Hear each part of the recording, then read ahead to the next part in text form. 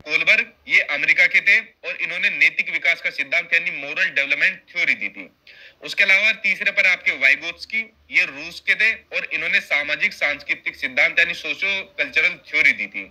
उसके अलावा आपके नोम चोम्स्की, ये आपके अमेरिका थे, जो भाषा विकास से संबंधित है और आपकी जो लैंग्वेज होती है जैसे आपका हिंदी, इंग्लिश, संस्कृत या जो भी लैंग्वेज हो उसमें आपका एक एक नंबर आपके हर लैंग्वेज में आता है। नोम चोम्स्की का क्वेश्चन। तो चारों ही मनोवैज्ञानिक है, इनके देश के नाम मैंने आपको बता दिया, किस देश के निवासी थे और कौन कौन सा सिद्धांत इन्होंने दिया था। ये हो गई सबसे महत्वपूर्ण बात जो इनसे संबंधित थी। अब बात करते हैं इनसे संबंधित वो इंपोर्टेंट क्वेश्चन आंसर जो आपके एग्जाम में हर बार रिपीट होते रहते हैं और बार बार ये क्वेश्चन आपको घुमा फिरा के मिलते हैं। और चलिए मैं आपका एक टेस्ट भी ले लेता हूँ, देखता हूँ आपको कितना स्कोर आता है। तो आज की वीडियो आप लोग एक टेस्ट के रूप में लेना और वीडियो के एंड में देखना आपने कितना स्कोर किया है और कितने नए क्वेश्चन आपको देखने को मिले हैं आज की वीडियो के थ्रू। तो चलिए देखते हैं। पहला कि according to Chomsky which statement is correct, कि चोम्स्की के अनुसार कौन सा कथन सही है।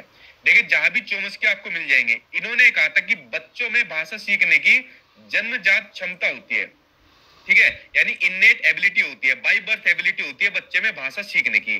जैसे मैं हुआ चाहे आप लोग हुए, जब हम छोटे से थे तो अपने आप ही भाषा सीख गए थे ना। अपने परिवार में जो हमारे भाषा बोली जाती है उसको हम इमिटेशन करके, अनुकरण करके भाषा सीख गए। वही बात बोलते हैं नोम चोम्स्की कि बच्चे में भाषा सीखने की जन्मजात क्षमता होती है। दूसरे इसके अंदर महत्वपूर्ण चीज है, इन्होंने कहा कि बच्चे के अंदर एक डिवाइस होता है, इसका नाम है आपका एलएडी, कभी कभी इसकी फुल फॉर्म पूछ ली जाती है। इसका नाम है आपका लैंग्वेज एक्विजिशन डिवाइस, कि बच्चे के दिमाग में डिवाइस होता है, इसकी हेल्प से बच्चा किसी भी भाषा को सीख लेता है। ये नोम चोम्स्की के बारे में जरूरी बातें हुई जो आपके एग्जाम में पूछी जाती है। अगला क्वेश्चन देखते हैं। अगला क्वेश्चन आपको दिया हुआ है, देखिए इसके ऊपर तो वेरी वेरी इंपोर्टेंट लगा लेना, यहाँ से एक नंबर आपका पक्का आएगा, ठीक है।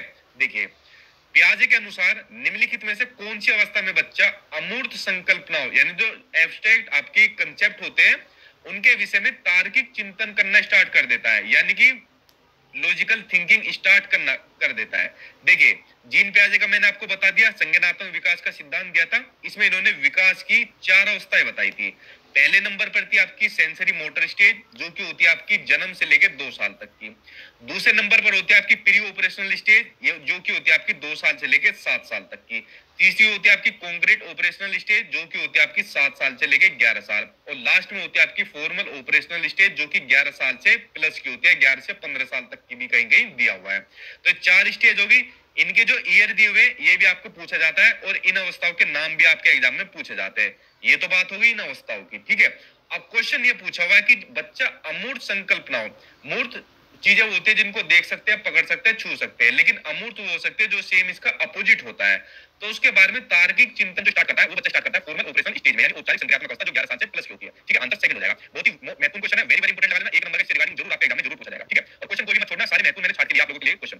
अगला क्वेश्चन आपको दिया हुआ है, लॉरेंस कोलबर्ग के सिद्धांत में कौन सा स्तर नैतिकता को, ठीक है, यानी मोरालिटी की अनुपस्थिति को यानी एब्सेंस को सही अर्थ में सूचित करता है। देखिए लॉरेंस कोलबर्ग ने नैतिक विकास का सिद्धांत दिया था, मैंने आपको ऊपर बता दिया था, और इस सिद्धांत में इन्होंने कितनी स्टेज बताई थी, इसमें इन्होंने स्टेज बताई थी 3। जीन पियाजे ने 4 स्टेज बताई थी, इन्होंने 3 स्टेज बताई थी। इनकी भी 3 स्टेज की 2 स्टेज थी, ठीक है, लेकिन आप लोग 3 याद करिए।